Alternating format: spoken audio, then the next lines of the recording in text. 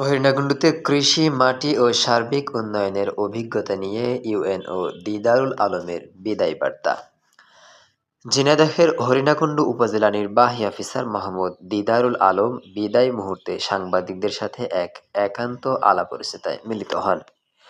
এ সময় তিনি হরিণাকুণ্ডুর কৃষি, মাটি এবং এখানকার উন্নয়ন সম্ভাবনা নিয়ে তার দীর্ঘদিনের গবেষণালব্ধ অভিজ্ঞতা ও চিন্তাভাবনা তুলে ধরেন। আলাপকালে তিনি এলাকার কৃষকদের সমস্যা এবং সম্ভাব্য সমাধান নিয়ে কথা বলেন। পাশাপাশি প্রশাসনিক কাজ পরিচালনার ক্ষেত্রে মাঠ পর্যায়ের নানা চ্যালেঞ্জ ও অভিজ্ঞতার কথাও সাংবাদিকদের সামনে উন্মুক্ত করেন।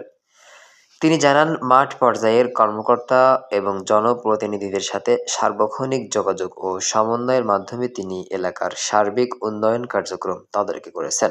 বিদায় লগ্নে তিনি সকলের সহযোগিতা ও শুভকামনার জন্য কৃতজ্ঞতা প্রকাশ করেন এবং হরিণাকুণ্ডুর মানুষের সমৃদ্ধি কামনা করেন।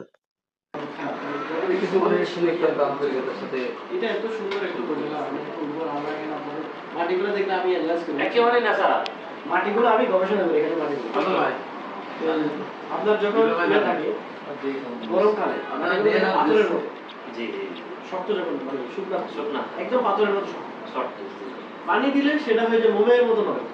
দোআঁশলা মাটি আমাদের এত শক্ত হয়, দোআঁশলা ঠিক আছে, মানে যখন শক্ত শুকনা এত শক্ত পাথর। আপনি যেখানে যাবেন মাটি কৃষকদের যে একটা